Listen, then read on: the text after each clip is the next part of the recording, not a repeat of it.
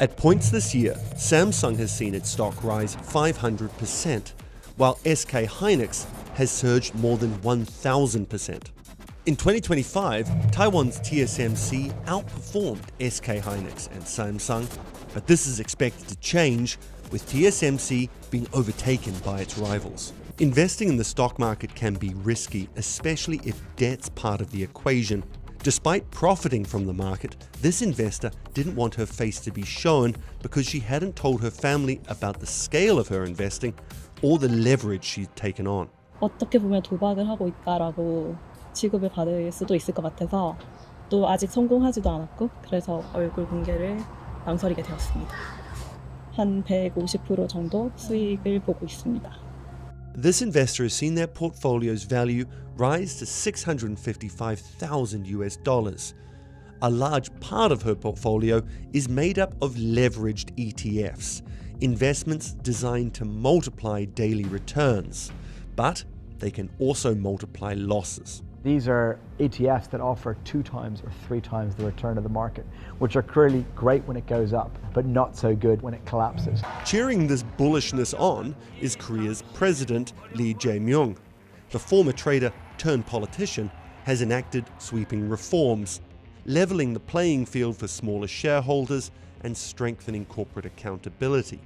But if the market falls, his popularity could fall with it. The bubble here is not in Korean stocks. What happens is a bubble in the US means that the real world beneficiaries are just making money hand over fist as long as the AI capex bubble lasts.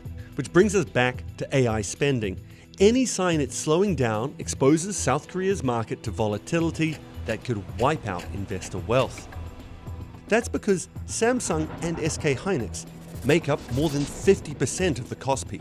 The Korean stock market trades like a penny stock, or it trades like an individual volatile stock, because in many ways it is just 2 stocks.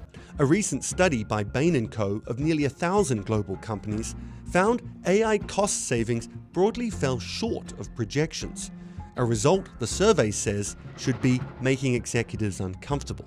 When this AI capex bubble bursts, the Korean stock market will collapse, and then the economy in Korea will suffer a deep recession. The problem is that I'm not trying to call the top, and I don't know when the top is.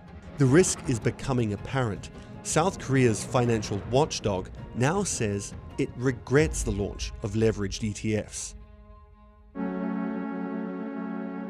On March 4th this year, the Kospi plunged 12%, pulled down by concerns over the Middle East conflict.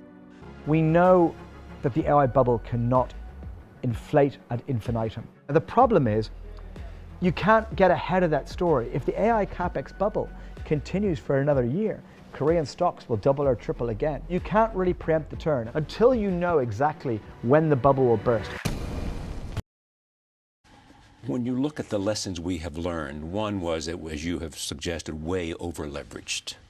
Yeah. We also experienced a bubble, housing bubble. We will have other bubbles. We'll have other bubbles. I'll guarantee you. Are we going to go back to the same kind of leverage? Not for a while. We learn lessons, and they last for a while. And the deeper the wounds, to some extent, the longer they last. I was a beneficiary of that. I mean, I got out of school in 1951, and all my competitors were still worried about the Great Depression, and I had my memory wasn't good enough, so I had forgotten. This will have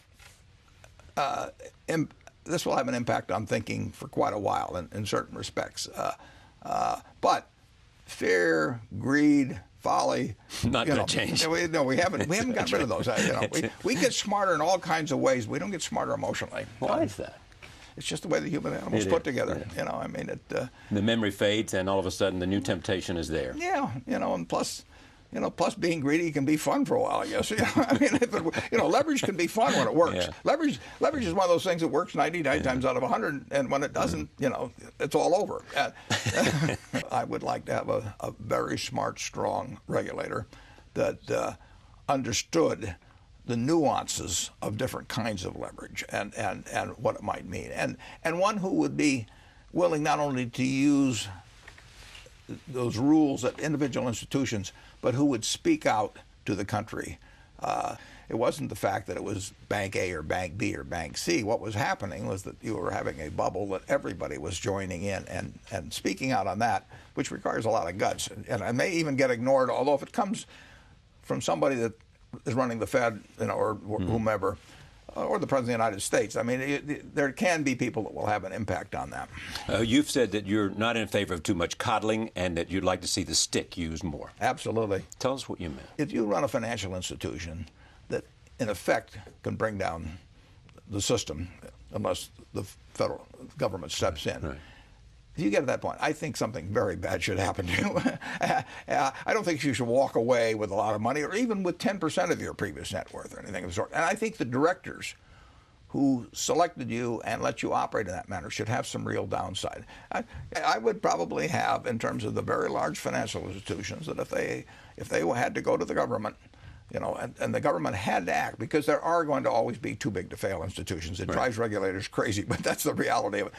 And if an institution comes in and says, if we go down, we're pulling the whole country down with us, I think that the directors and the CEO of an institution like that, I think the directors say, you should certainly have to give back, they should 5 times the highest fee they've received in the previous year. Because you're sitting around those places now getting $200,000 to $300,000 a year, And I want them to have a system that penalizes that person very significantly.